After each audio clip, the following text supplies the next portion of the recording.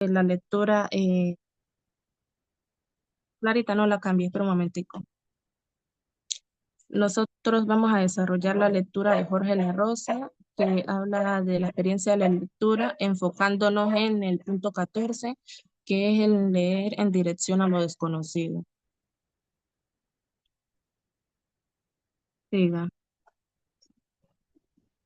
Eh, en la introducción tomamos los puntos más claves, que es el punto de vista de Jorge La Rosa, eh, enfocándose en el pensamiento de Nietzsche.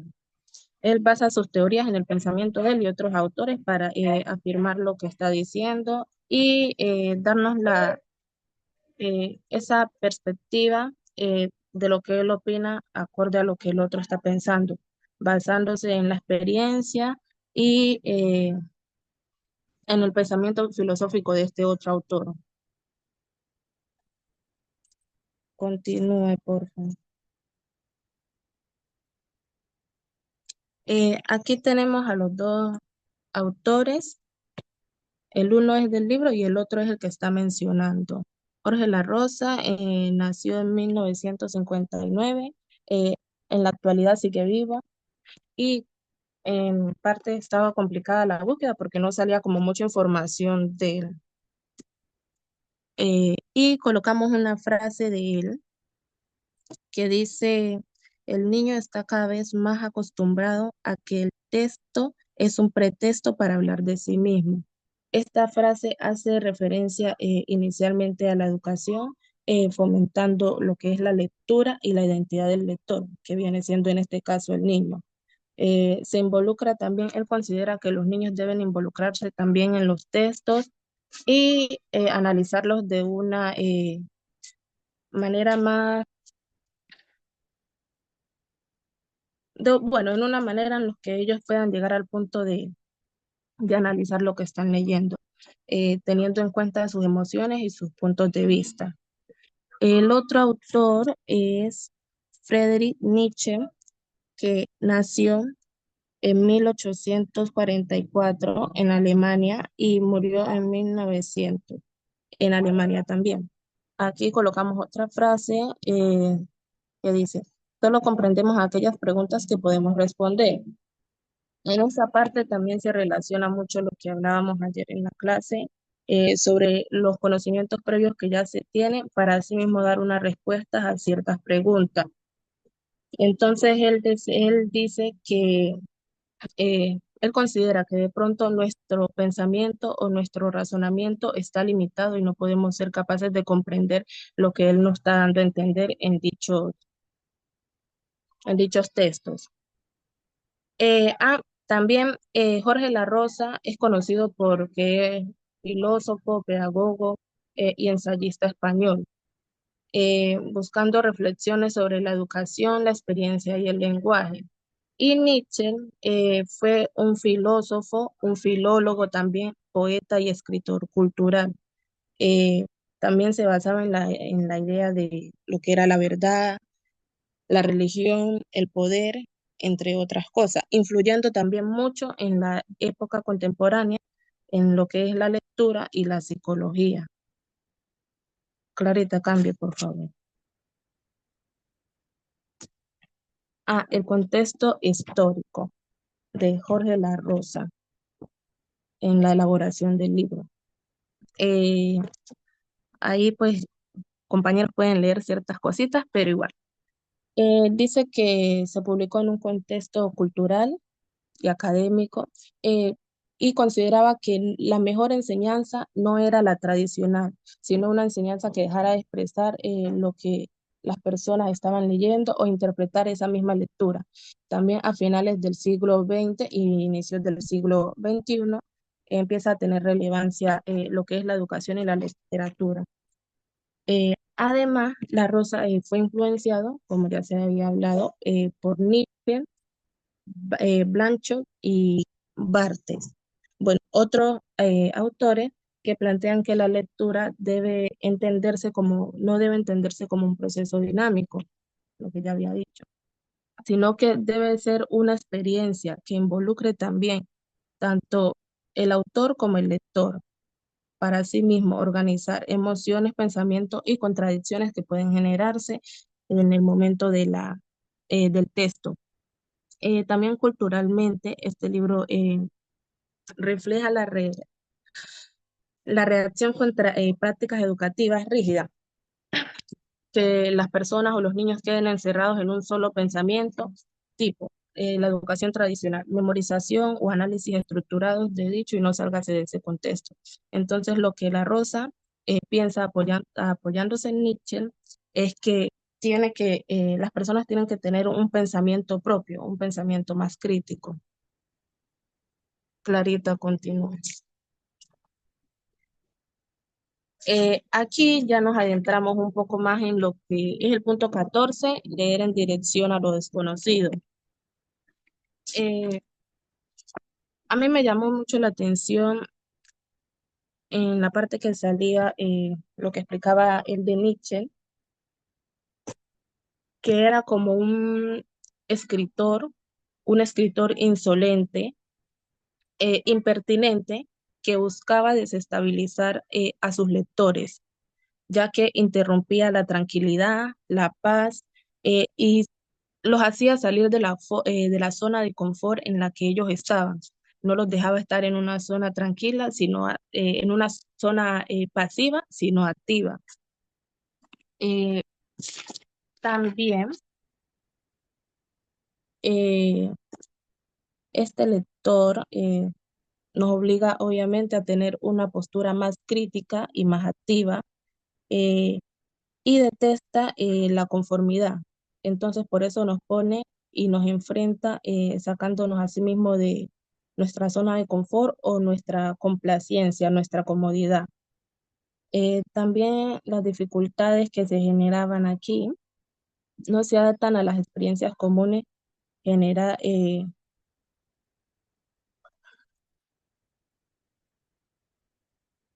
generando, digamos, malentendidos en las interpretaciones o, digamos, en las obras erróneas, ya que lo que él buscaba era que el lector interactuara con él, comprendiera, analizara y no se quedara en una zona tranquila, sino que asimismo él generara preguntas y para darle respuestas a esas mismas preguntas. Continúe, Clarita. Siguiente. Aquí ya mi compañera Clara va a hablar de los análisis y puntos claves.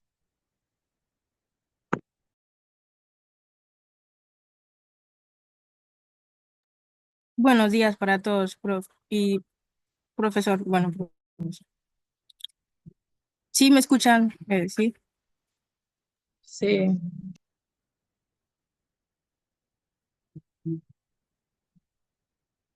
Bueno, yo pues los puntos claves que sacamos, los puntos, bueno, ese fue el análisis y digamos que los puntos claves que logramos sacar. Eh, Partiendo de la filología rigurosa, pues que la Rosa buscaba como reconocer el valor de la filología, ¿no? Donde se enfocara tanto como en el análisis de los textos, ¿no? De los textos tanto científicos como modernos, ¿no? Entonces, como que buscaba reconocer la palabra, digamos que, digámoslo así, y cada variante de los textos lingüísticos y así. Bueno, La Rosa, digamos que, como es el autor, digamos, de aquí el texto, él buscaba reconocer lo que era la importancia de reconocer las raíces o sea, las raíces o el origen del texto como tal, ¿no? Que reconociera, digámoslo así, las reacciones, las variantes, donde se explicara el contexto, digámoslo así, del texto. Y donde donde la lectura no debería regirse solo por algo técnico, o sea, abrirse, digamos que a una experiencia personal, como, como sumergirse dentro del texto en sí mismo. Bueno, aquí en la filología rigurosa están lo que son los lectores perfectos y los lectores modernos. La Rosa eh, cuestionaba en el ámbito de los lectores perfectos, que eran los que, digamos, que buscaban comprender los textos de forma absoluta, digámoslo así, sin alguna margen y sin precisión. Em, Aquí estos lectores buscan como seguir las precisiones dentro del texto, ¿no? Tratando como que de descubrir el significado, o sea, el significado correcto de lo que quiere decir, y algunas palabras que pues desconociera. Em, ¿Qué más? Digámoslo así También, como, ah, digámoslo así. Venga, digo esta. Bueno, sí, eh, Galina.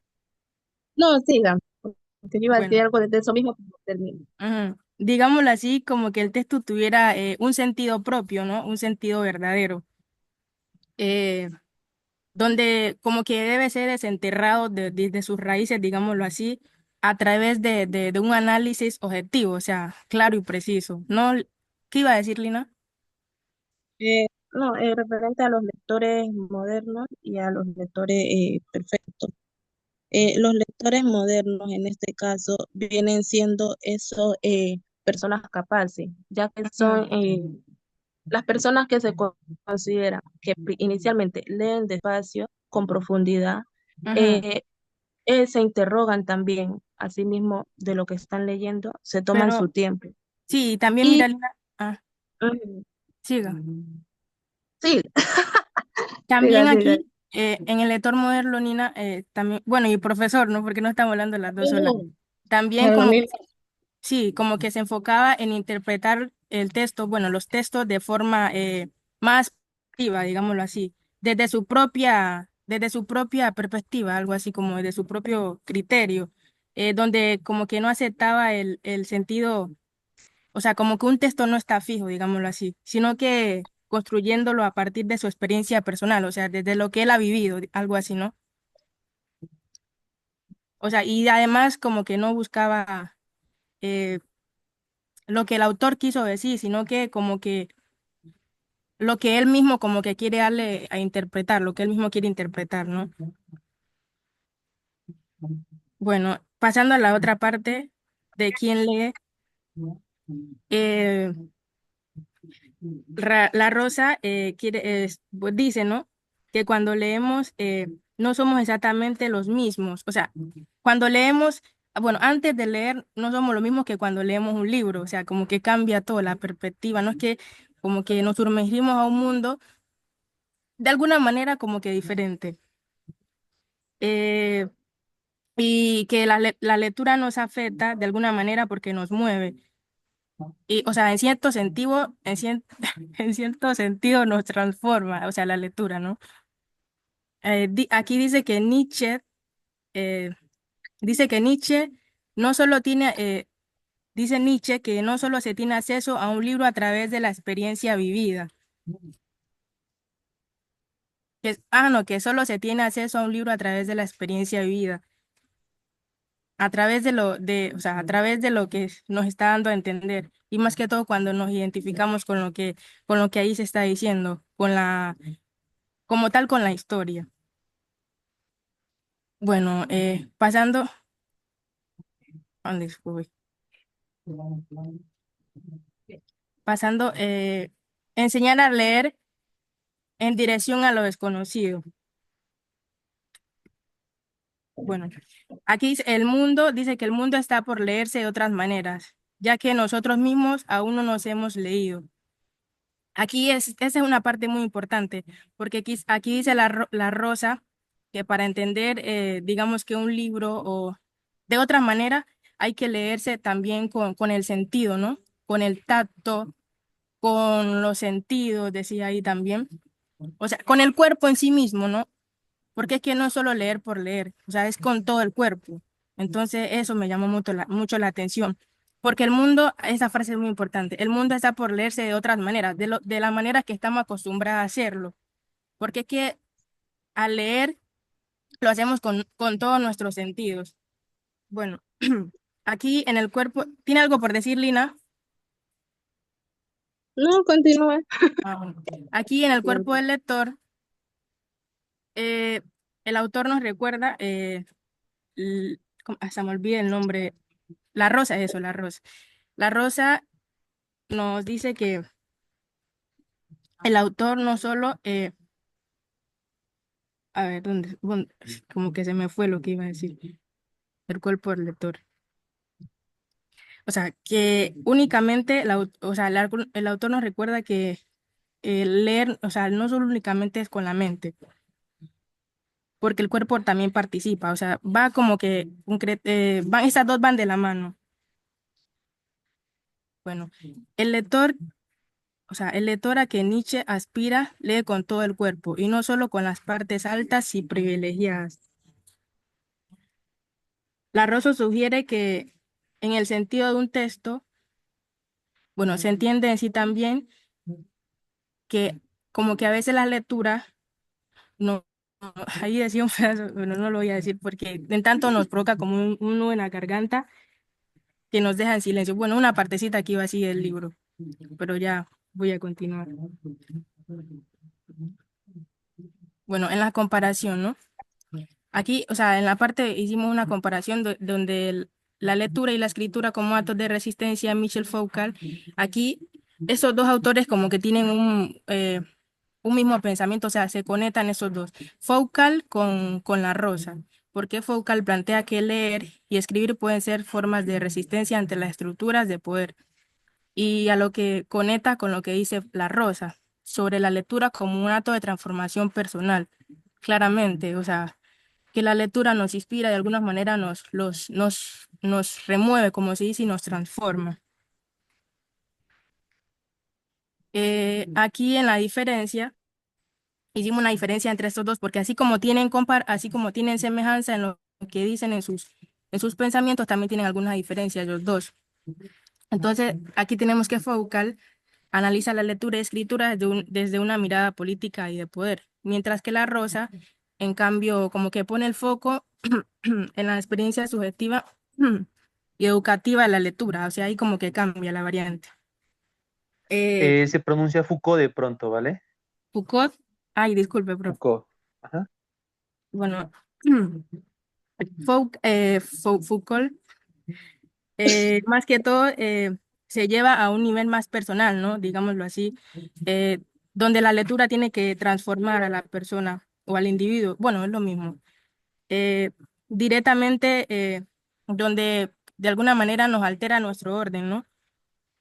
Ya que nosotros como lectores, de alguna manera, interactuamos en el mundo como tal de la lectura, ¿no? Digámoslo así.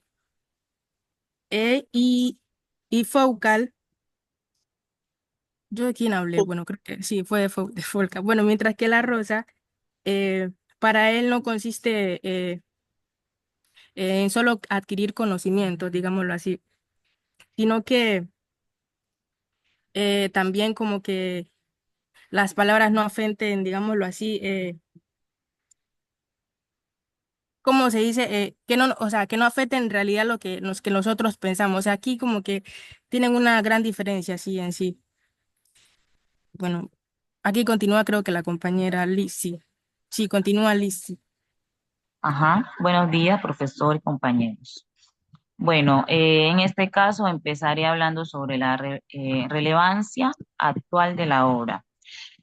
Aquí tenemos un pequeño concepto que dice, la relevancia actual de la experiencia de la lectura de Jorge La Rosa radica en su capacidad para cuestionar cómo concebimos la lectura y la formación personal en un mundo cada vez más acelerado y marcado por el consumo inmediato de información.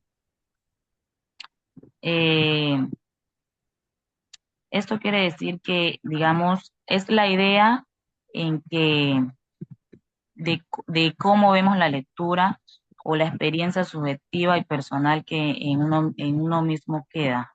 Digamos que esto puede transformar nuestra comprensión del mundo y pues también de nosotros mismos.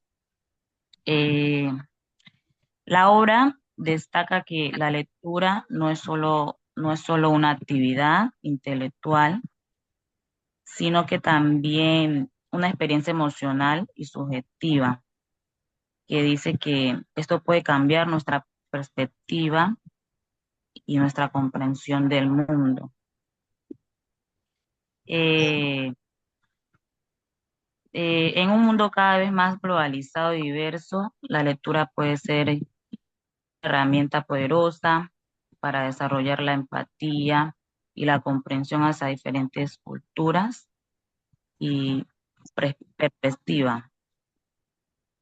Eh, el papel de la lectura en la formación de la identidad tiene un papel de formar y explorar para descubrir nuestra propia identidad y nuestro lugar en el mundo. En ella también tenemos la necesidad de pensamiento crítico y reflexivo en un mundo donde la información es abundante y a menudo contradictoria. La lectura puede ser una forma de desarrollar el pensamiento crítico y reflexivo. Esto es muy necesario para navegar en torno a lo complejo. Eh, Impacto en la sociedad. Eh,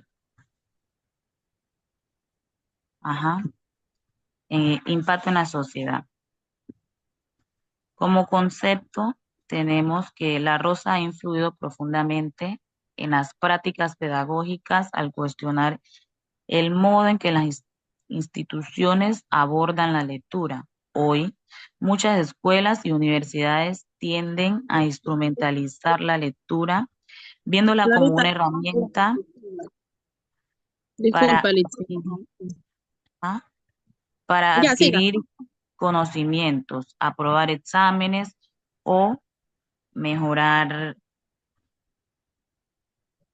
mejorar competencias lingüísticas. Eh, Esto aporta mucho ya que aborda temas fundamentales relacionados con la lectura, la educación y la formación personal. ¿Qué impacto nos da en la sociedad? Digamos, la obra promueve la lectura crítica y reflexiva, lo que puede contribuir a la formación de ciudadanos más informados y críticos. Como desarrollo de la empatía y la comprensión también es un impacto para la sociedad, ya que la obra destaca la importancia de la empatía y la comprensión en la lectura, lo que puede contribuir mm, a la creación de una sociedad más inclusiva y respetuosa. También tenemos como impacto en la sociedad la influencia de la educación. Esta obra puede influir en la educación o ya que promueve la lectura como una experiencia personal y subjetiva. Y destaca la importancia de la reflexión y el pensamiento crítico en los procesos de aprendizaje.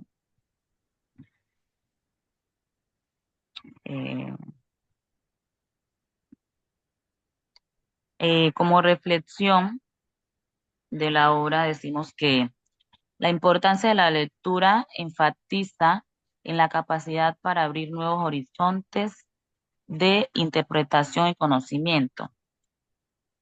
Decimos que, por otro lado, la crítica literaria es fundamental en la lectura, ya que la acción de leer solo implica comprender un texto, solo no, en la acción de, a ver, ya que la acción de leer no solo implica comprender un texto, sino que también enfrentarse a lo desconocido, desafiando a nuestros propios pensamientos. Eh,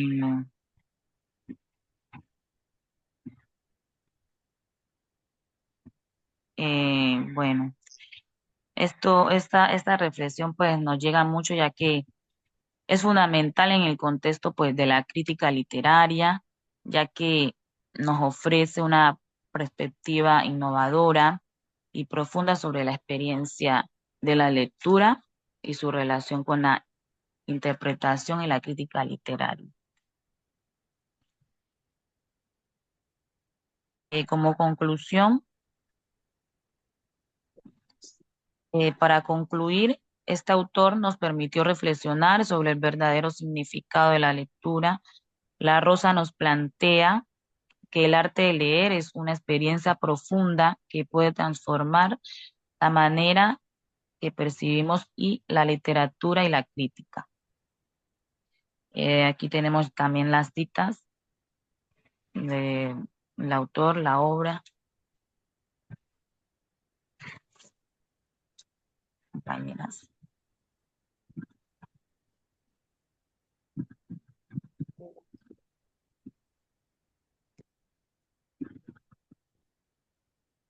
Ok, muchas gracias.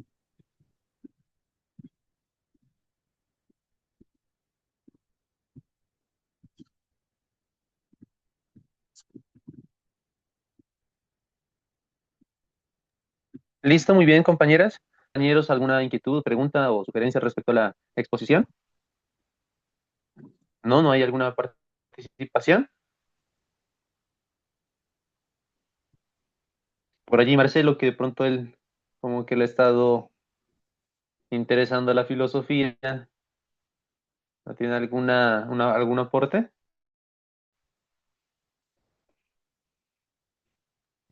No, profe, todavía sigo escuchando, profe, como tengo referencia. Ah, ya. Bueno, respecto a la exposición de las compañeras, hay muchos elementos buenos que hicieron y representaron en su trabajo, pero creo que faltaron otras cositas de por medio a analizar más. El texto de ellas fue escrito por Jorge La Rosa. Me parece a mí que es uno de los textos muy inspiradores en relación a lo que uno tiene que ser como lector. Recuerden en el proceso de que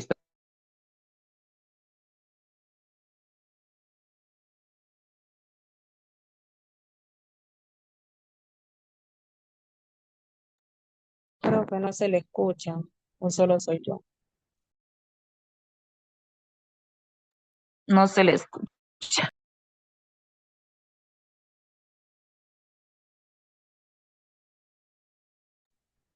No se escucha, profe.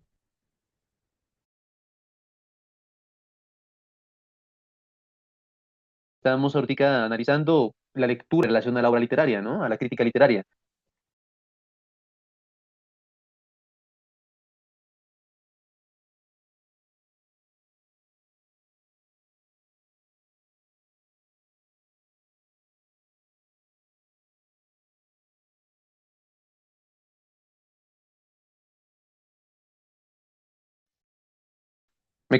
¿Me confirman si me están escuchando? Ahí recién, profe, no se le estaba escuchando. Ya.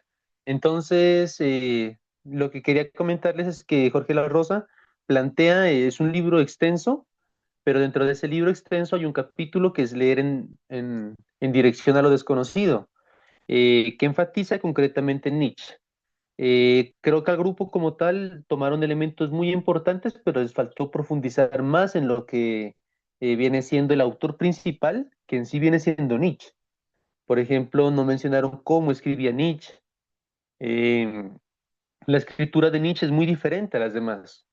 Nietzsche plantea, para que tengan en cuenta, algo que se llaman los aforismos. Los aforismos son textos pequeñitos, pero que son cargados de muchos sentidos. Esto hace que según el reconocimiento que hace la Rosa de los textos de Nietzsche, que Nietzsche buscaba lectores que sean personas muy detallistas. ¿Listo? Que sean personas que analicen, que critiquen y que vuelvan a leer. Él va en contra completamente de una lectura ligera. Por eso pensar en que nosotros en la actualidad, si ustedes han indagado, hay procesos de métodos de lectura rápida. Pero la cuestión para Nietzsche no era leer por leer a velocidades abismales en la parte de lectura, ¿no? Sino que para él lo importante era que alguien pudiera leer algo, pero sentirlo y comprenderlo desde el cuerpo, desde la interiorización de esa escritura, ¿no? Por eso Nietzsche iba en contra completamente de textos donde tú leías muchísimo, pero no decían mucho o no decían nada. En ese sentido, Nietzsche propone el aforismo, como les mencionaba, que son textos muy cortos, de unos perdón, de unas cinco líneas nomás. Ustedes pueden encontrar libros como El Anticristo, Ecce Homo, eh, Más allá del bien y del mal, libros de Nietzsche que ustedes empiezan a leer y ustedes no pueden avanzar de forma tan rápida, sino que toca volver a leer, releer, releer, releer, y uno así va comprendiendo. Esa es una escritura distinta, ¿no? Y es una escritura que nos lleva a lo que la Rosa menciona como eso de lo desconocido. Entonces, yo he encontrado dificultades a veces de lectura en los estudiantes que mencionan, profe, pero es que ya lo leí una vez y no entendí. Y la cuestión no es que los textos en su mayoría no están hechos para que ustedes los lean en la primera ocasión y queden completamente entendidos, sino que existen algunos autores que buscaban que el lector se esfuerce. ¿Listo? Entonces ten en cuenta que aquí hay una crítica grande ya. O sea, plantear que el lector, obligarlo prácticamente a que haga una, dos, tres, cuatro, cinco lecturas más. Y si ustedes alguna vez leen a Nietzsche, un libro completo, o lo vuelven a leer y van a encontrar otros caminos diferentes. Y después de otro tiempo van a encontrar otros sentidos diferentes. Entonces, esa es la propuesta de Nietzsche, ¿no? Es un filósofo alemán de los más importantes en la historia de la filosofía. En la actualidad se lo estudia bastante, muchísimo a nivel mundial. Sus libros más importantes es Así habló Zaratustra, ante todo, ¿no? Y de ahí en adelante pueden encontrar La Gaia Ciencia también, que es un libro muy, muy bonito para trabajar. Eh, Eso sería en relación a esta parte.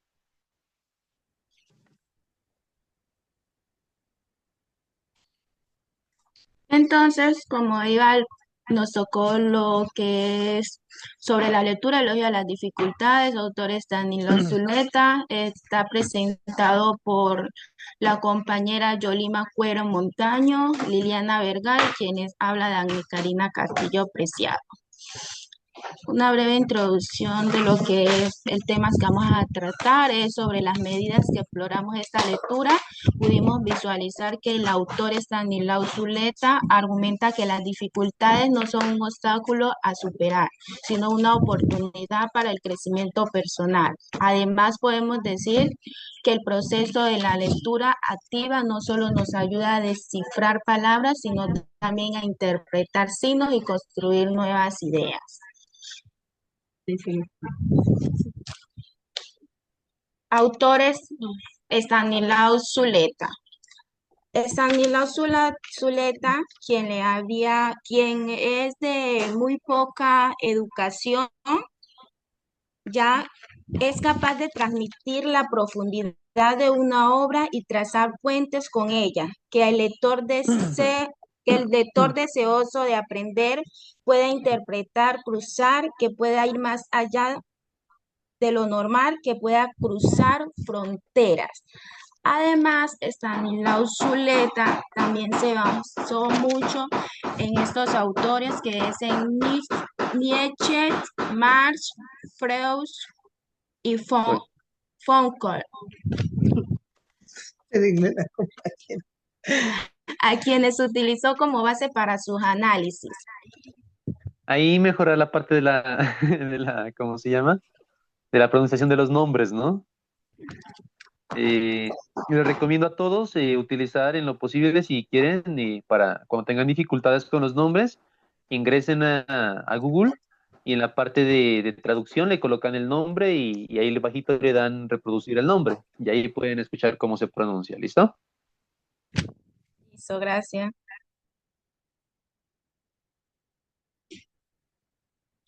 Friedrich, este filósofo alemán, además de, como ya les decía, fue uno de los que en este tema que vamos a tratar se basó mucho Stanislao Zuleta. En el contexto histórico y cultural, estas obras fueron escritas en un contexto cultural de Colombia y América Latina. Este se escribió, además, la mayoría de sus libros de él fueron transcripciones de conferencias públicas, charlas, entrevistas y clases, además de esta que es un ensayo. Explicación de la lectura.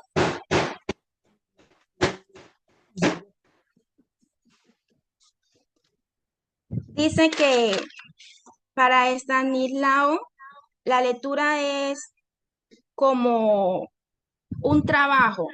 Para él leer es trabajar.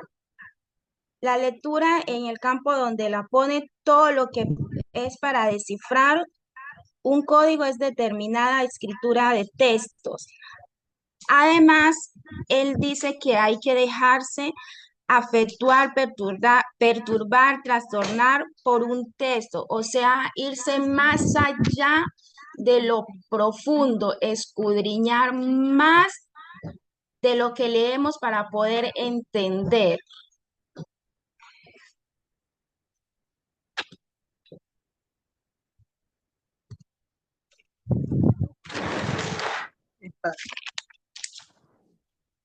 Muy buenos días para todos. Soy Elda Yolima Cuero. A mí me toca el análisis sobre la obra, ¿cierto? La dificultad como un motor de crecimiento. Para Zuleta son esenciales ya que contribuyen al desarrollo de la humanidad. En lugar de evitar los obstáculos, debemos aprender a enfrentarlos, ya que son situaciones que nos enseñan grandes lecciones que al final son valiosos y nos permiten creer y avanzar. Para Zuleta, la educación era libertad.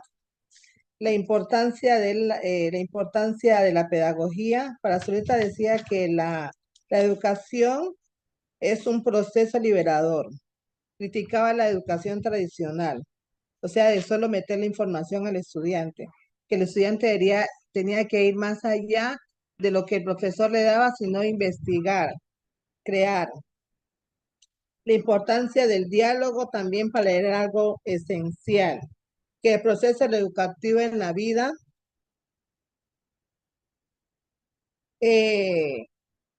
el proceso educativo en la vida social consideraba que a través del diálogo se podían construir conocimientos y entender diferentes perspectivas contribuyendo a una sociedad más justa y equitativa. Criticaba el dogma. Zuleta rechazaba las verdades absolutas. Tanto para el filósofo, tanto como él como filósofo, como político, promovía una actitud crítica hacia las ideas establecidas. Sugería que siempre debíamos estar abiertos a cuestionar.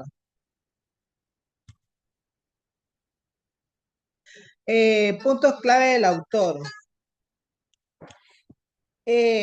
Por aquí en la lectura teníamos, espérense un momentico, profe.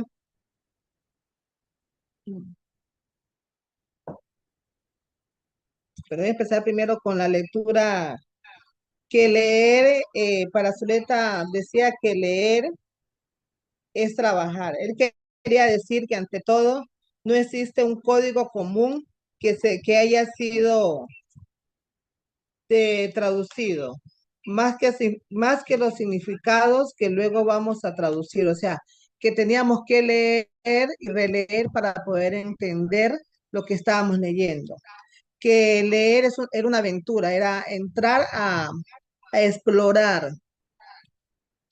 Leer era trabajar e interpretar y conocer al autor para poder interpretar, para poder conocer qué nos quería dar a entender o a conocer el lector? Comparaciones de la obra de Zuleta y Paulo Freire.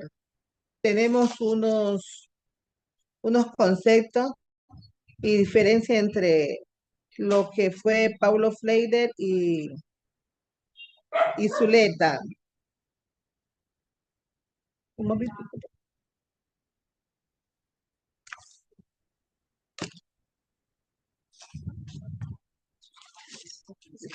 A continuación, la compañera Liliana. Muy buenos días. Comparaciones de la obra con otros autores. Bueno, aquí nosotros decidimos escoger dos autores, son muy importantes. Bueno, podemos comparar esta obra de Zuleta con Paulo Freire o con su obra La pedagogía del oprimido. Sabemos que Freire critica también los sistemas educativos tradicionales, respaldando una educación más liberadora que fomente el pensamiento crítico. Bueno, aquí podemos ver que este enfoque es muy parecido con las críticas educativas de Zuleta, ¿cierto? Ambos autores comparten una visión crítica sobre la educación. Otra comparación puede ser de esta obra es con John Dewey. Este defiende una educación más democrática, buscando preparar activamente a los individuos para la sociedad, para el futuro, podría ser. Bueno, este autor también, al igual que Zuleta y Freire, comparte algunas limitaciones del sistema educativo tradicional. O sea, que todo no puede ser aprendido de memoria. Y la siguiente, compañera.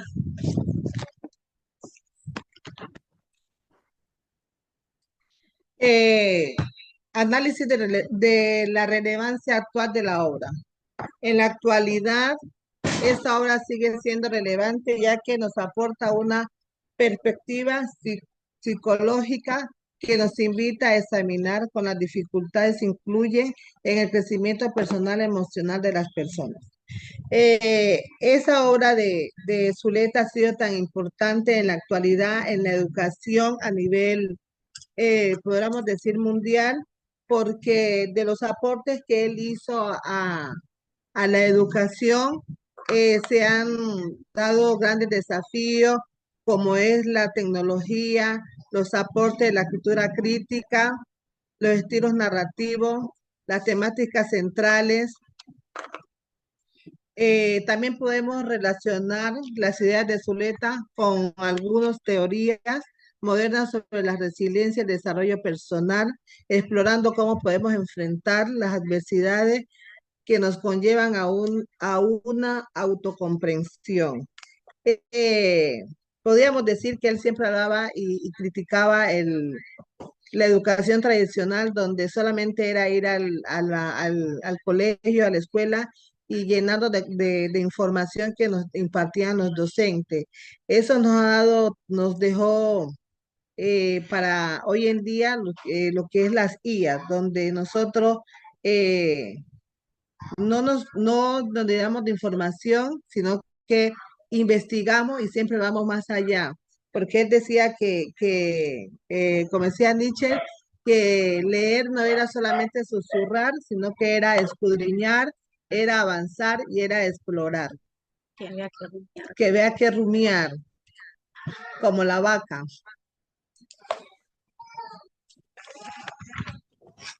Compañera Liliana, continúa. Bueno, les voy a hablar del impacto en la sociedad contemporánea. Bueno, podemos decir que un impacto sería fomentar el pensamiento crítico, ya que promueve un enfoque educativo que ayuda a los estudiantes a cuestionarse, a analizar y reflexionar sobre su entorno, donde la desinformación es muy común. Otro es el empoderamiento personal. Esta obra fomenta la idea de que tiene cada individuo de cambiar sus perspectivas y respuestas ante las adversidades. ¿Qué podemos decir a raíz de esto? Bueno, en un resumen yo podría decir que esta obra, El elogio de la dificultad, pues nos ofrece una reflexión un poco profunda sobre la naturaleza del sufrimiento y el crecimiento personal. Bueno, y además también nos proporciona algunas herramientas que a lo largo pueden ser valiosas para enfrentarlos a nuevos retos. La siguiente, compañera. Espere. También podríamos decir, profe, que Zuleta ha tenido un impacto duradero en el ámbito educativo, sino que también sigue siendo relevante ante los desafíos contemporáneos. O sea que lo que vivimos ahora, él fue visionario hacia el futuro. Lo que estamos viviendo ahora fueron muchos los aportes grandes que él hizo a la educación. Tanto así que nos ha dejado un gran legado con esa obra. Bueno, la reflexión sobre la importancia de la lectura en relación a la crítica literaria. Esta obra nos invita a reflexionar sobre la importancia de la autocrítica en la literatura, y destacando las sospechas y preguntas abiertas dentro de las mismas.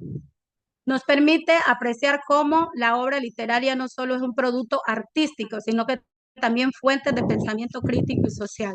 Lo que venimos diciendo en todo, hablábamos ayer y hablábamos hoy, pues bueno, estas obras no solo están hechas para que sean, se queden en un escrito, sino que para que nosotros, los estudiantes, podríamos decir, y los maestros, los futuros docentes, nos apropiemos de esto, de estas obras, de estos escritos, y le saquemos el mayor provecho. O sea, que tenemos, como dice Nietzsche, ahí que tenemos que leer y releer para poder entender y con base a eso poder como dar un aporte crítico o un aporte autocrítico también podría ser sobre lo que está escrito y a ver de qué manera lo podríamos como mejorar, ¿no? De pronto.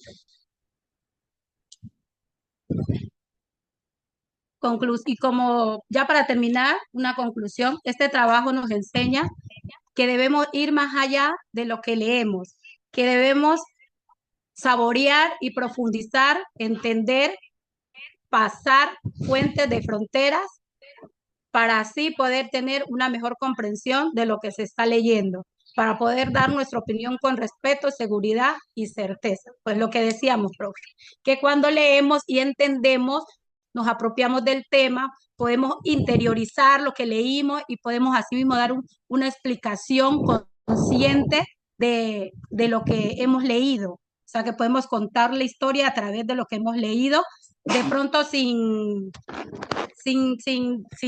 malinformar, desinformar o redundar sobre lo que pues, el autor quiera decir. O sea que para poder hablar de un autor tenemos que conocer qué quiso decir, qué quiso escribir, en qué momento estaba, qué estaba pasando en ese momento para poder llegar y hablar y conocer y así hablar más claro sobre el autor. Con más claridad y respeto. Profe, muchas gracias. Listo, muy bien. Para todos, Stanislao Zuleta en Colombia representa un autor que tiene que ser leído obligatoriamente, ¿no? Los ensayos que son ensayos, los dos textos de las compañeras que les dejé, son textos muy cortos, pero que en sí la obra de Stanislao Zuleta es muy extensa. Ante todo se ha trabajado la parte de la educación, su relación en la educación, haciendo crítica a la educación colombiana, es muy importante. En este caso particular, pues las compañeras trabajaron lo que viene siendo su enfoque en relación a la lectura, ¿no? Estos dos textos son supremamente conocidos, El elogio a la dificultad y el otro texto que no recuerdo bien el título completo. Pero entonces Stanislao Zuleta tiene que ser reconocido por ustedes como futuros profesores. Eh, una pregunta que me surge en relación a esto es que, bueno, Stanislao Zuleta también trabajó a Nietzsche, como La Rosa también trabajó a Nietzsche. Mi pregunta va al grupo refiriéndose a en qué consiste esta lectura en relación a lo que la compañera mencionaba como rumiar.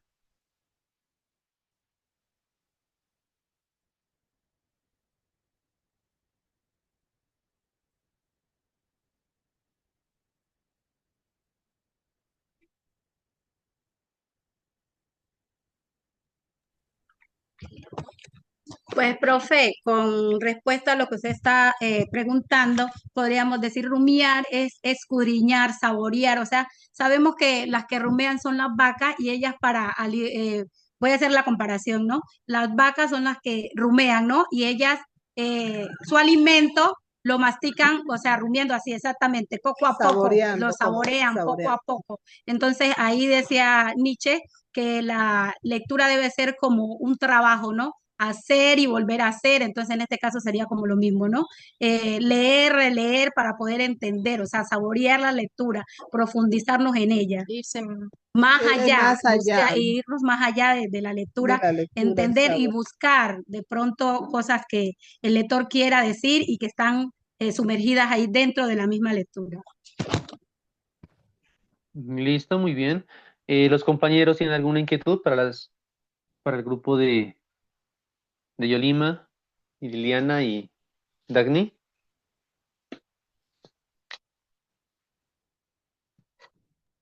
Buenos días, profe. Listo, Marcelo. Pues inquietudes no.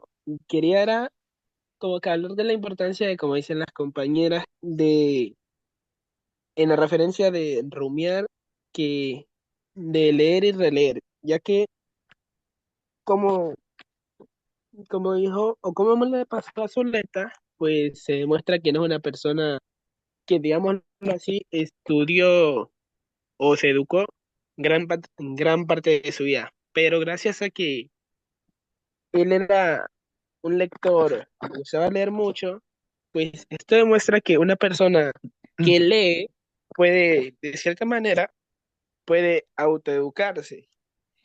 Si tú lees, analizas, y si tú analizas, te creas un escenario de dudas, y con estas dudas tú profundizas cualquier cosa que tú puedas leer, puedas interpretar, y de esta manera tú puedes encontrar más información, puedes hacer relatos propios y puedes enseñar aquello que tú analizaste o pudiste comprender.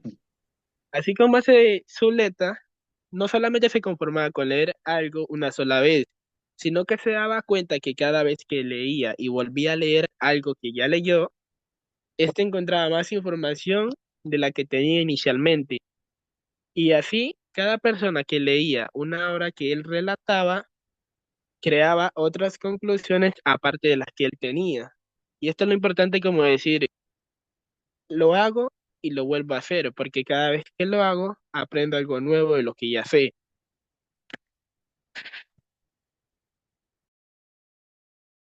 Para todos. Nosotros somos el grupo 3 y nos tocó la lectura de Blanchot y la imposibilidad de la literatura como experiencia.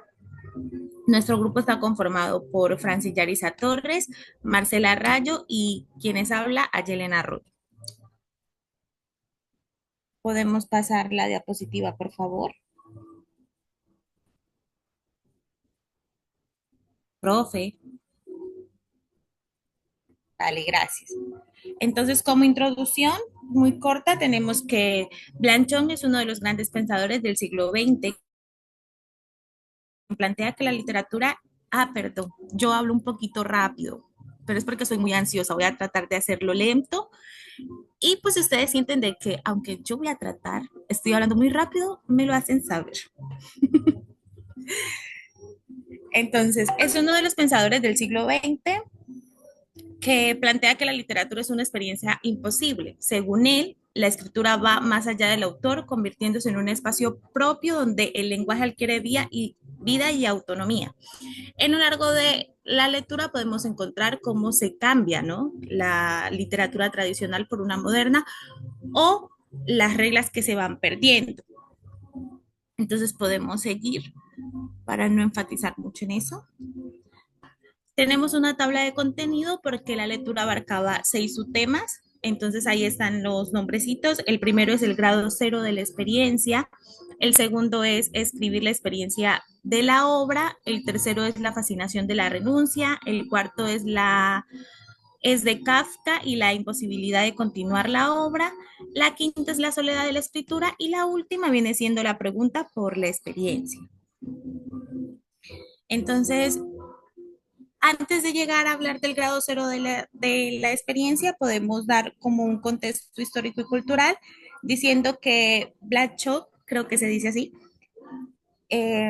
desarrolla sus ideas en el siglo XX, como antes dicho, ya que esta es una época marcada por la crisis y los grandes relatos y la exploración de nuevas formas de escritura. En este contexto, la literatura se aleja de su función tradicional y se convierte en un espacio de cuestionamiento y exploración, lo que yo decía, de pronto fueron actualizando o desarrollando su pensamiento crítico, ¿no? Porque se ve cómo se pierden las reglas en el momento de escribir.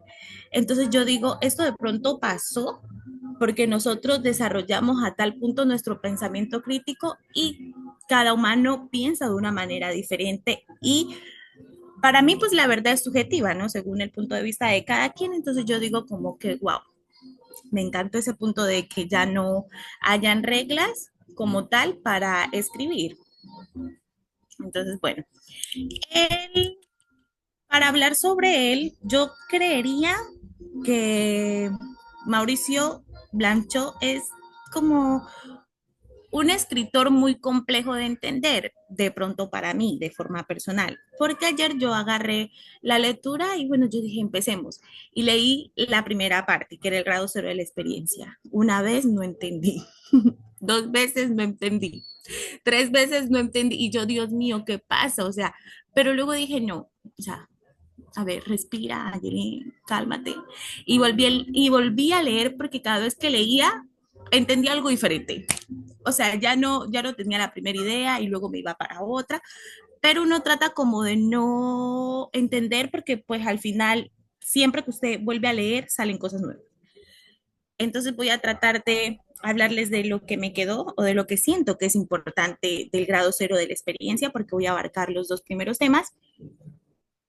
Y ahí en la diapositiva tenemos como unos punticos claves, como en resumen para no tener mucho texto. Pero ustedes lo pueden leer mientras yo les voy dando como la explicación del concepto como tal. Por eso no voy a apoyarme mucho en la diapositiva, sino en lo que entendí, ¿vale? Entonces, para mí, la literatura del siglo XX ya puede presentar la realidad como antes, o sea, ya no se puede representar de la forma tradicional, sino que hay formas diferentes. Han perdido sentido y escribir dejó de ser solo contar historias porque ahora se convirtió en una experiencia en sí misma. En este párrafo se cita a Arthur Danton, quien nos habla del fin del arte. Algo que me quedó como un poquito, me desubiqué, porque él quería que después, mentira, él no era, me confundí. Bueno, entonces Arthur Danto habla del fin del arte, es decir, que ya no hay reglas fijas para definir qué es arte y qué no, lo que yo ya les expliqué al inicio. Yo creería que es porque nosotros desarrollamos o es desarrollando el pensamiento crítico. ¿Quién tiene abierto el micrófono? Bueno, ignoremos al compañero hasta que vale. Entonces, un ejemplo de esto es que en la lectura citan a Kafka, quien dice que, o sea, quien se sumergió tanto en la escritura que su sufrimiento fue tan grande que pidió que después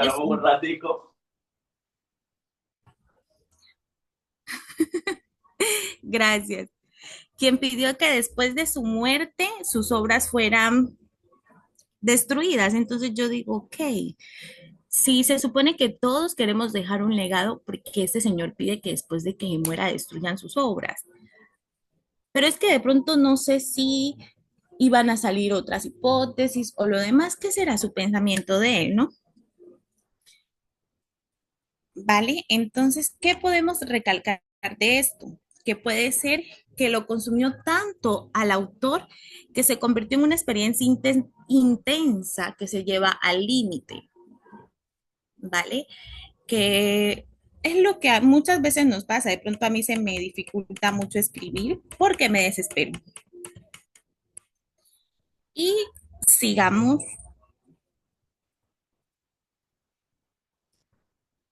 Eso. Aquí tenemos una imagen de Blanchot, pues ya viejito. Y lo mismo pasa, unos puntos claves, pero vamos a hablar como el concepto, ¿no? Entonces, para ellos, porque hay muchos, ay, perdón. Antes escribir era simplemente producir textos o contar historias, pero en la modernidad no, ya que vive en transformación constante de quien la practica. Entonces, Blanchot dice que el arte ha dejado de ser humano porque no sigue las estructuras tradicionales como el Estado o la lengua. Entonces, aquí yo dije, ok, el Estado nunca cambia, lo que cambia son los gobernantes. Entonces, para él, pues como ya no hay una sola forma de escribir, sino muchísimas, pues quiere decir que la literatura ya no tiene una estructura como tal. Ay, perdón. Uy, me duele la cabeza. Entonces, un ejemplo de la lectura es cuando citan a César Aira, que dice que la diferencia entre escritores del pasado y del presente, ya que él compara como Belzac, creo que se llamaba, escribió 50 novelas en su vida, y como otros autores como Joyce escribió solo dos ay, no sé, no me acuerdo cómo se llama, espérate, busco mis apuntes. Mm, ok, Marcel Proust. eso. O Proust, que dedicó su vida entera a una sola obra. Entonces yo de pronto me miré reflejada en ese señor porque yo decía, yo escribo, ¿no? Si voy a hacer un ensayo o una obra y hago un borrador, porque siempre hago borradores. Y luego termino el borrador y digo, no, voy a leer para corregir los errores ortográficos que a veces pasan, ¿no? Y mientras estoy leyendo, ya no quiero más esa idea, sino que otra. Y luego vuelvo otra vez y así me la paso. O sea, nunca estoy satisfecha con lo que escribí. Siempre lo cambio y lo cambio y lo cambio. Entonces yo digo, ¿será que a este señor le pasa lo mismo que a mí? Porque su vida entera una sola obra, yo digo, wow. Antes me interesó mucho, voy a buscar de qué habla eso. Entonces, eso muestra cómo la literatura se ha vuelto una experiencia que consume completamente al escritor. No siempre, pero a veces pasa. Entonces, respecto a las dos lecturas que yo le abarqué, pueden haber ideas claves, sí. No sé si será importante decirlas al final, pues junto a las demás, o de una vez. Tenemos de estas dos lecturas, pues dos citas, que la primera sería citas literales, ¿no? La literatura está hecha de esta imposibilidad misma, que lo dijo Blanchot en un espacio literario, no me acuerdo cuál era, porque lo vi hace rato, pero va muy ligado a este escrito. Y escribir es entrar en el movimiento de la desesperación, que lo podemos encontrar en la escritura del desastre, ¿no? Entonces es como a lo largo de esta lectura cita muchos autores que van ligados con él y justificando el porqué de su pensamiento. Entonces, Yarisa, ¿ya estás? Yarisa. Buenos días, aquí estoy. Vale, entonces la siguiente la va a abarcar la compañera. Me duele la cabeza. Buenos días. Primero que todo, si no me logran escuchar, me disculpan, solo que mi perro está sentado y por ende pues le está doliendo y está garganta. Eh, la fascinación de la renuncia. En esta exposición nos enfoca en las ideas de Maurice Blanchot en el espacio literario, donde este se analiza la relación entre el escritor y su obra, destacando la fascinación por la renuncia y la paradoja de crear literatura. También nos aborda la dificultad de finalizar la escritura y el extrañamiento que siente el autor ante su propia creación. Blanchot utilizó figuras como Orfeo, Rimbaud y Cafra para ilustrar sus ideas y fortalecer sus argumentos. ¿Quién fue Mauricio Blanchot? Mauricio Blanchot fue un destacado filósofo, escritor y crítico literario francés, de cuyas obras se escriben en la tradición del existencialismo y su libro El espacio literario. Este libro fue publicado en 1955, reflejando la reflexión sobre el lenguaje y la literatura, influenciado por Heidegger, Sartre y Levinas, cuestionando siempre el papel del autor. Blanchot siempre nos sostenía que el escritor debería renunciar a su obra para que ésta pudiera alcanzar una plenitud. Una idea que se ilustra a través del mito de Orfeo. En su intento de rescatar a Eurídice del inframundo, Orfeo la pierde en el instante que la mira. De esa manera análoga, el escritor, al intentar plasmar su idea en palabra, él pierde el autocontrol sobre ella, puesto que en el texto adquiere una vida propia. Además, este tono representa el concepto de afuera del lenguaje, un espacio en el que la obra literaria trasciende su función de simple comunicación y se convierte en una entidad autónoma. La escritura, por lo tanto, nos conlleva una renuncia y un distanciamiento del escritor, quien se aleja de su propia creación. Un claro ejemplo de esta concepción es el caso de Rimbaud, quien decidió dejar la poesía para enfocarse en otras actividades como, como, como, en otras actividades como lo señala Blanco. Esta retirada del poeta refleja la fascinación del escritor ante la imposibilidad de plasmar sus ideas en el papel, lo que se convierte en un sacrificio esencial para la existencia misma. Como bien lo dice la diapositiva, escribir es una paradoja. Para terminar una obra, el escritor, vuelvo y lo repito, debe renunciar a ella, como en el mito de Orfeo. Siguiente, por favor.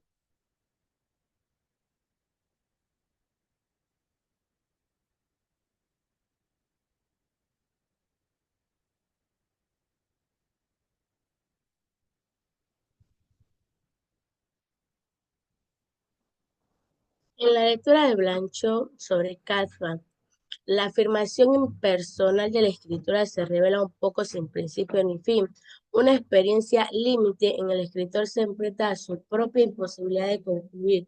Kafka, en su aspiración de elevar la vida a través del arte, descubre que este deseo es tan inaccesible como los laberintos burocráticos. Blanchot traza un mapa de la escritura kafkiana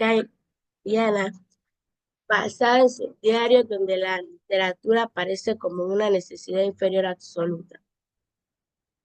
Kafka se entrega a la sociedad esencial, eliminando cualquier distracción como la familia, la burocracia y las obligaciones cotidianas, pues estas presentan un obstáculo para la continuidad de la obra. Sin embargo, este sacrificio le generó una paradoja. La literatura demanda de aislamiento, pero al mismo tiempo consume al escritor, volviéndoselo un proceso infinito y angustiante. La lucha que tenía Kafka con la escritura se le reflejaba en la frustración al constatar que tiene suficiente tiempo ni la suficiente distancia del mundo para completar su obra. La felicidad de escribir unas pocas páginas para él era la salvación momentánea, también el recordatorio de una tarea imposible de concluir. Blanchot también sintetiza esta paradoja en la afirmación de Kafka, que necesita tiempo, pero también necesita menos mundo. Bueno, unas citas relevantes que yo miré, como la primera: el arte ya no tiene nada que decir cuando he intentado decirlo todo. Esta cita nos resume la paradoja de la escritura. Al intentar expresar la totalidad de la obra, pero al fin de cuentas, pues la obra se vacía. El poema prescinde de su poeta. Esto ilustra la autonomía de la obra literaria y la expulsión del autor. Cuanto más escribe Kafka, está menos seguro de escribir. Esto le refleja la incertidumbre del traste que acompaña el proceso creativo que él haya adquirido.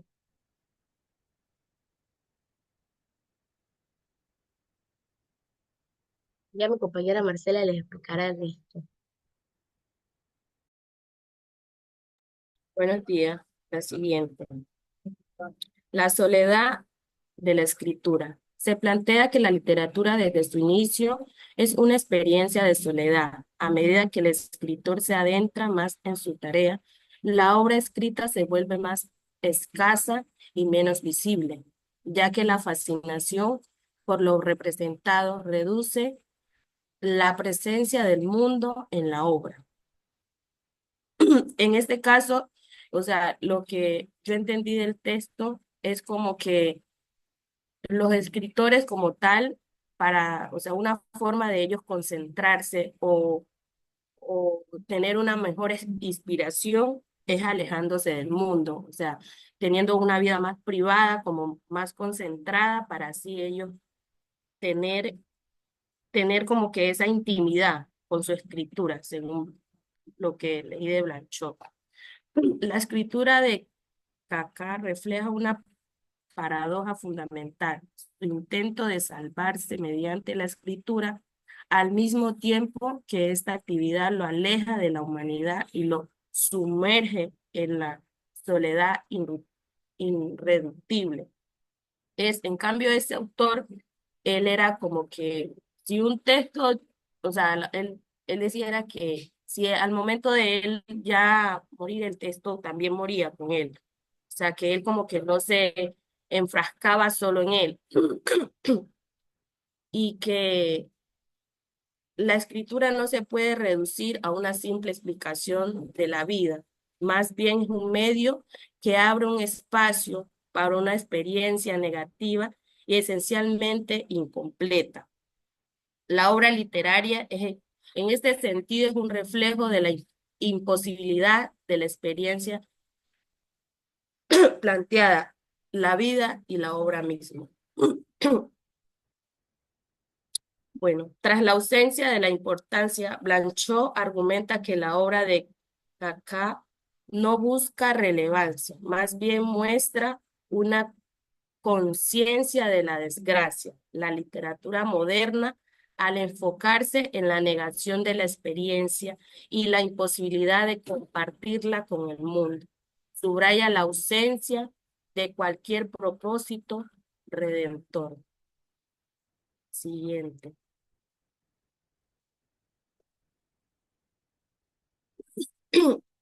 La pregunta por la experiencia. Blanchot se pregunta qué es realmente la experiencia, especialmente en relación con la literatura. Para él la escritura es una experiencia imposible porque siempre queda algo fuera de su alcance. La obra no es solo un producto técnico, sino un momento excepcional que pone el pensamiento en contacto con lo desconocido. En este sentido, la literatura no se trata solo de crear, sino de reconocer sus propias posibilidades, convirtiéndose en un deseo inalcanzable que nunca deja de insistir. En este caso, vuelvo y repito, o sea, él lo que buscaba era enfocarse, o sea, tener un enfoque claro y estar concentrado en lo que iba a hacer. Sugiere que la obra y la experiencia se confunden, ya que la experiencia de la obra en realidad es un proceso de toma de conciencia en su imposibilidad.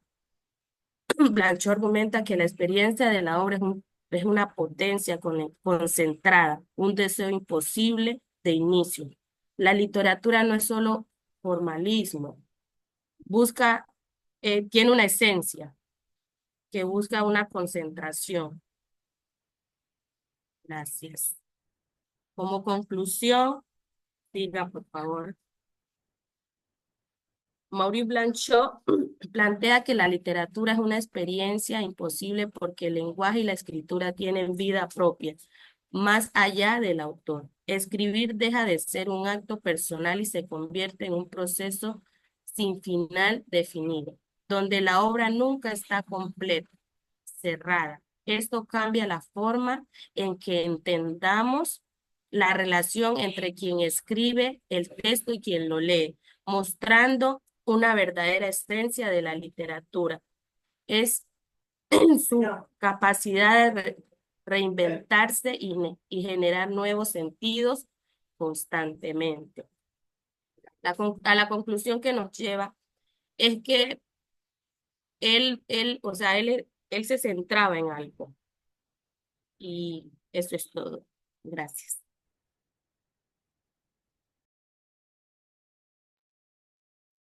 Muy bien, compañeras. De pronto, participación de los demás del grupo. ¿Alguien quiere comentar algo, preguntar o añadir algo?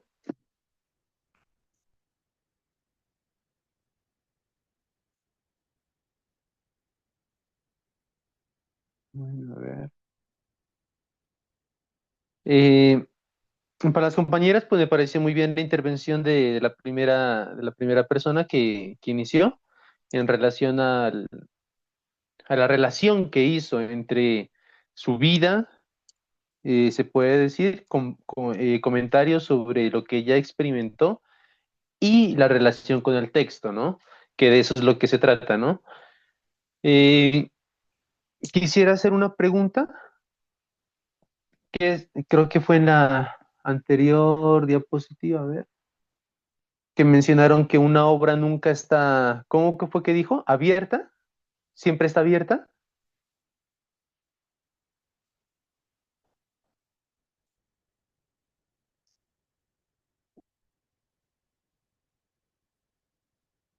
Hola, ¿están allí? Sí, aquí estamos. Estoy buscando la diapositiva para ver sobre qué preguntas. Fue la última compañera que habló, que dijo algo así como que la obra,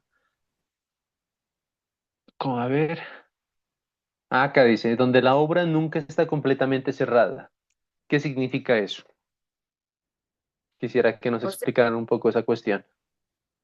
según lo entendido, pues, o sea que siempre hay algo más, como que, ay, ¿cómo lo explico?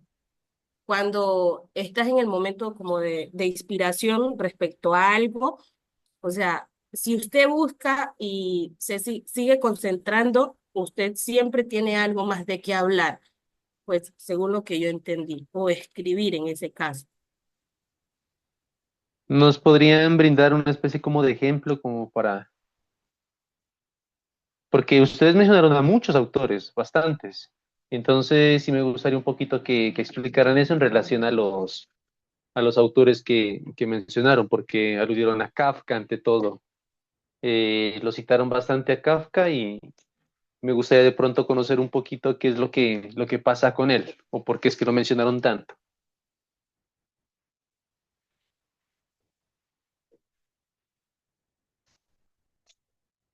Pues según lo que un poquito que pude indagar sobre él, dice que él decía por lo menos que solo un solo día valía más que su obra.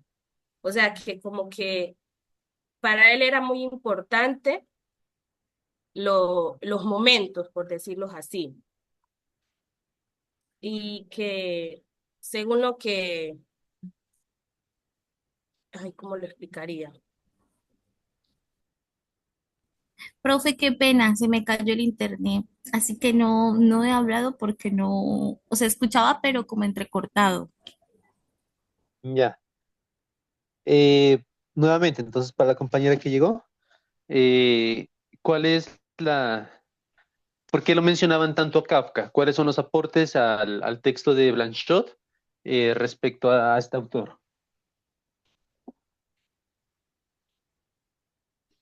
En este caso, Blanchot lo tomaba de ejemplo. Ajá. Sí, yo diría que es porque veo un ejemplo perfecto de la literatura como un proceso inadecuado, ¿no? Que siempre está en tensión en el desafío de escribir y la imposibilidad de ¿cómo diría? Mm, de concluir de pronto. Entonces yo diría que respecto a lo de por qué, ¿cómo es que era la anterior pregunta? De por qué es un proceso sin final definido, yo diría que porque al momento que uno escribe una obra o un ensayo o lo que sea, está en transformación constante porque el lenguaje se actualiza, ¿no? Entonces, cada vez que el lenguaje tenga una actualización y la persona vuelva a leer la obra, va a entenderlo o a llenarlo de manera diferente. Es lo que yo siempre digo, uno no escribe para uno mismo, ¿no? Entonces, pueda que yo escribí este párrafo con tal sentido, pero lo lee Yarisa o lo lee Marcela y entiende de otra manera. Entonces, nunca vamos a tener como una sola conclusión o encasillar como tal en un solo lugar ese escrito. Ya, y en relación al texto que nos puede aportar a la parte de la crítica literaria, porque los otros compañeros hablaron un poquito, ante todo, en relación a la lectura, ¿no? Y ustedes acá hablaron más también en relación a la escritura. Entonces, ¿cuáles serían los aportes de la autora, del autor al proceso de crítica literaria?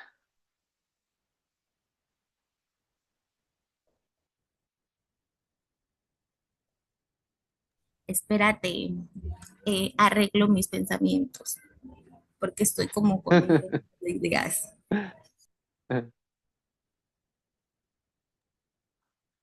Pues una parte Mientras que las compañeras... me Ah, bueno. Ajá, pareció continúe. interesante es que dice que lo estético de la escritura no es escribir para que su relación sea literaria. Deja de lado lo humano que aún existe en el sujeto. Pues en el caso de Kafka, lo que debe disolverse es en el hombre de las preocupaciones talmúdicas, que no sé qué significa, pero me imagino que es con el mundo y lo relacionado.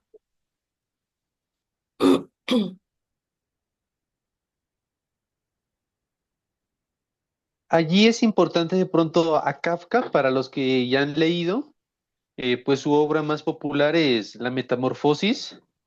Ujú, sí. Eh, es lo siguiente, más o menos de que Kafka escribió mucho.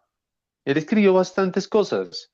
También dibujaba, pero llega un momento en que él publica pues la Metamorfosis, que pues es la obra que le da como protagonismo pues a él, ¿no? Eh, Pasan diferentes cosas en relación a esta obra. En primer lugar, lo que hemos hablado sobre la traducción. La metamorfosis no es la traducción del nombre con el cual es el más conveniente. Yo creo, si bien recuerdo, que la traducción al español más correcta para la metamorfosis es la transformación, que ya cambiaría un poco de sentido. Entonces, según lo que he revisado, la traducción, como les digo, más conveniente no es la metamorfosis. Esa lo hace un editor y le coloca ese nombre para español, pero es la transformación. Y por eso es que nosotros nos imaginamos de pronto ¿cómo se llama? Un escarabajo. Pero según lo que dicen es que Kafka, cuando él estaba vivo, él no relacionó la metamorfosis con un escarabajo, sino que él menciona que es como un insecto, una cosa distinta, pero él no dice que es un escarabajo. Pasando de eso, él escribió diarios. Él es reconocido por los diarios que escribió, bastantes, son extensos, la verdad. Y sucede que cuando él fallece, él decide decirle a su amigo que le queme su obra, que la destruya. que es lo que la primera compañera nos comentaba. Pero Kafka, entonces, ¿cuál era la intención de que su escritura no fuera conocida? Pero este O sea, señor, que no recuerdo el nombre, perdón, profe. pero este señor, su amigo, él decide no destruirla, sino que la compila y la sigue publicando. Y Kafka ya había fallecido. Entonces, por esa parte es la relación que mete Blanchot y alude en que la obra como tal nunca está terminada. Porque a pesar de Ah, que el tipo, pues, Kafka escribió y tenía sus cosas listas, el hecho de decir que la destruyan da un sentido, pues, muy próximo a decir de que la escritura como tal no estaba completamente terminada y que no quería que saliera a la luz. Sin embargo, pues su compañero, como les menciono, él coge su obra y la sigue publicando. Y obviamente hay una obra muy grande y muy rica y muy buena, la verdad. Eso quiere decir que no fueron como borradores nomás que el tipo tenía y que por eso quiso destruirlos, sino que había en sí una gran obra de por medio. En esa obra de por medio también encontraron que Kafka le gustaba el dibujo. Y ahora en la actualidad, universidades como la de Antioquia, que tiene una editorial, están sacando ejemplares pequeños en la cual involucran la parte del dibujo y la parte de la escritura de Kafka. ¿Listo? Entonces, por allí va más o menos la cuestión de lo que les pregunta al comienzo. Y pues colocan en tela de juicio esa escritura que es la escritura acabada. Es decir, que no hay una escritura que sea cerrada, por que eso, nosotros la leamos y la comprendamos de principio a fin de forma perfecta. Hay eso era lo que críticos. yo, ajá, eso era lo que al inicio de la exposición recalcamos, como que no se entiende a la primera.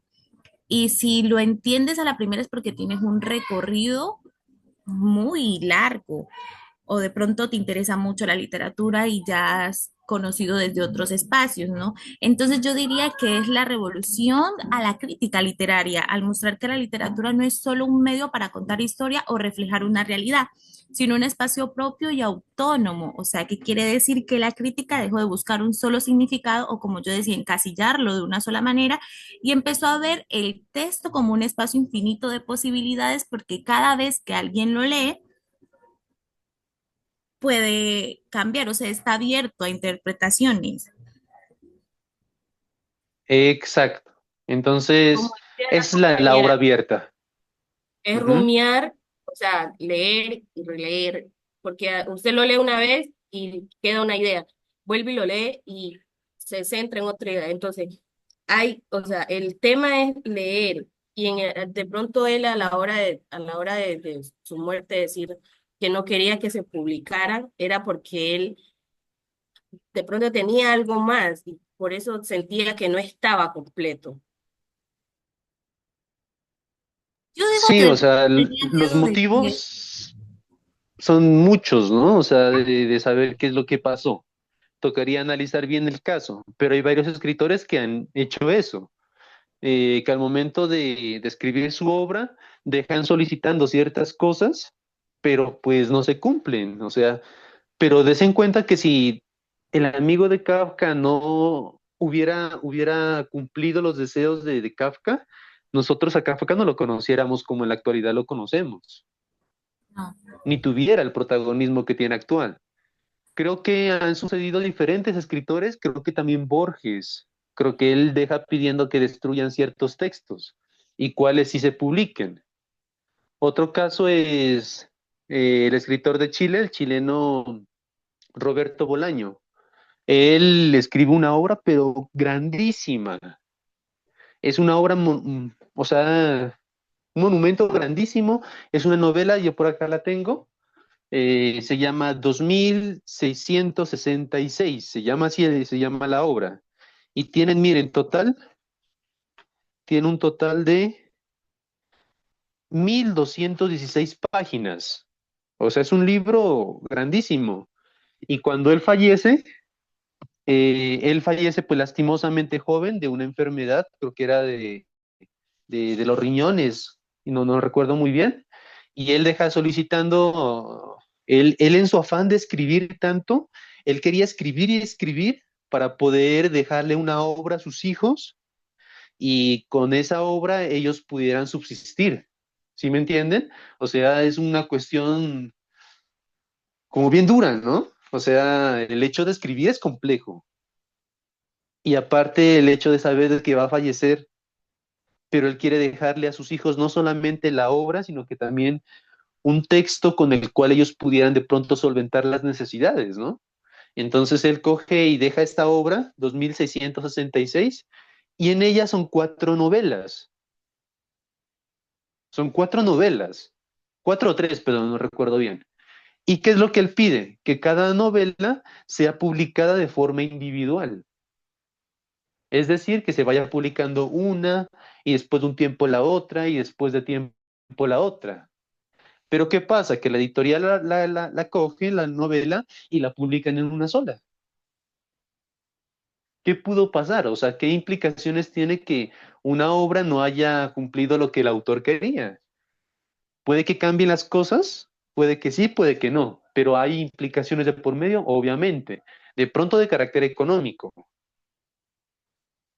de pronto de parte del lector, porque si yo les digo a ustedes, lean esta obra de más de 1000 páginas, uno recibe, es un golpe grandísimo, que uno lo abruma enseguida. O sea, leer más de 1000 páginas. Pero ¿qué pasa si si esta obra fuera dividida en tomos pequeños y el lector tiene un acercamiento distinto a esta obra? Puede que sea más reconocida, ¿sí me hago entender? Entonces son cositas por el estilo que a veces los autores han querido expresarnos. Hay cosas que se han cumplido, otras que no, y que de cierta forma cambia la percepción o la recepción de la obra en torno a un público, ¿no? Eh, ¿Alguna participación de pronto más?